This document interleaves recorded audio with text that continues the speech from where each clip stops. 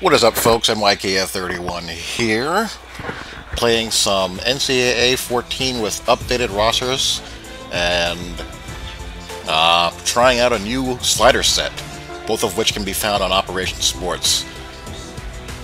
And I'm playing Notre Dame Clemson, appropriately enough, on what is really, I would say, the first weekend now that we're out of September, where we start to have these weeks where we have multiple really, showdown type of games on your college football Saturday. And this is what makes college football so great, and in my mind, more entertaining than the NFL.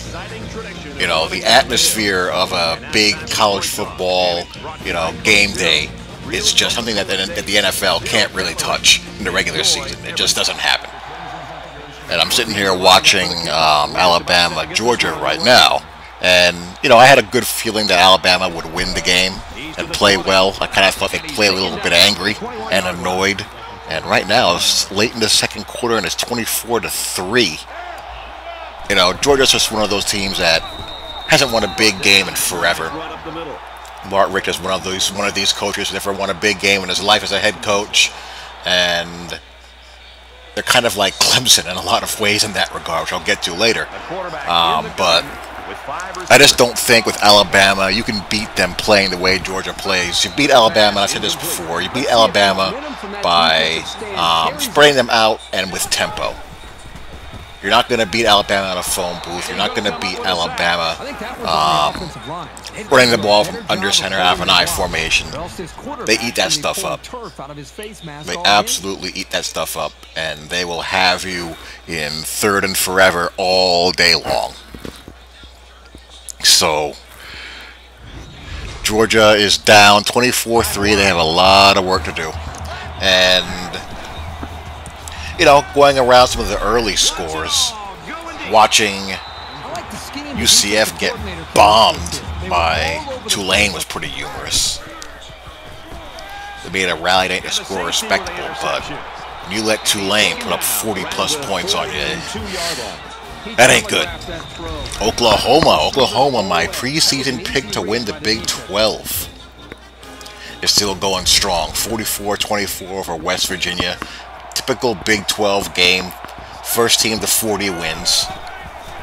Or 40 and above wins, I should say. Sometimes you need 50 in these Big 12 games, which brings me to Texas and TCU. Texas is 1-4 and is getting just bombed on a weekly basis. They're either getting bombed or they're doing the things that bad teams do in finding inventive ways to snatch defeat from the jaws of victory. I can't believe how far Texas has fallen. It's really amazing. I mean, they are so far behind and have so much work to do. And I just don't know if Charlie Strong is going to have enough time to get them to where they can be competitive on a week-in and week-out basis. Texas, Longhorns Nation is not going to take kindly to getting just destroyed like this. And TCU might be the best team right now. Ohio State's number one, obviously, but Ohio State hasn't played well in a couple of weeks now. And I don't really know what's going on there. It's really strange. It just seemed disjointed. And, Cardale Jones, after looking pretty damn good in the opener against Virginia Tech, has kind of leveled off.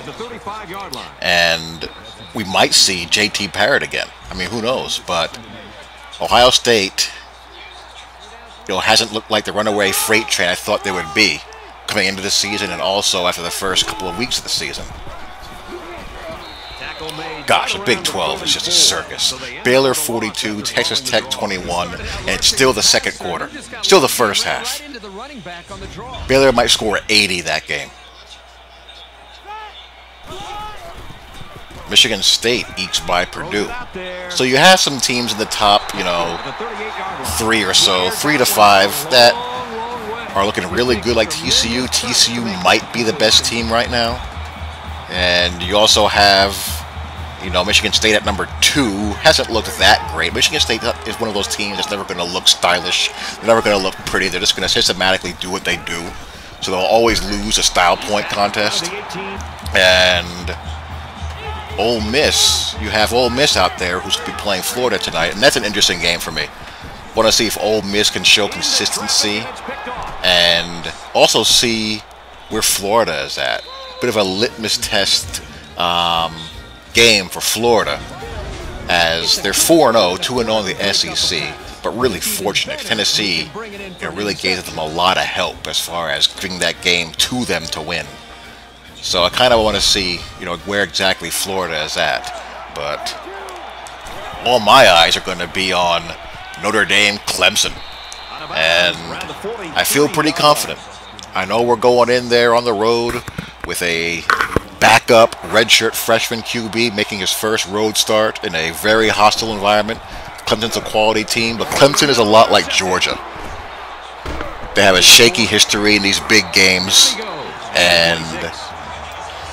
and you always have the Dabo factor. Dabo Swinney is one of these, goofball kind of coaches that can get their Les Miles on and make the game a circus.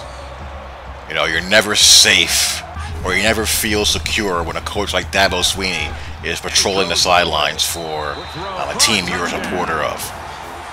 So there's that. So, I feel pretty good. I feel they have a shot.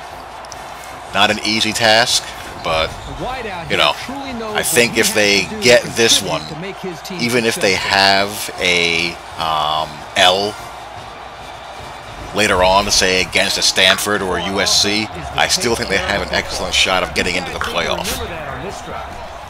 So there you go. This is what makes college football Saturdays so much fun. Enjoy the games. Hope you guys enjoy. Love to hear what you guys think. Talk to you all later. Peace. Tosses out to the tailback on the screen. He's out of bounds at the 12-yard line. That's good for a gain of 11. 5 wide receivers. Got him in the screenplay. Touchdown, Irish.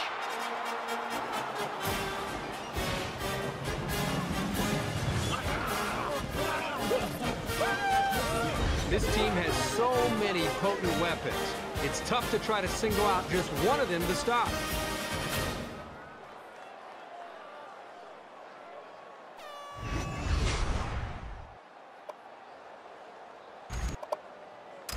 Will be tied with the extra point.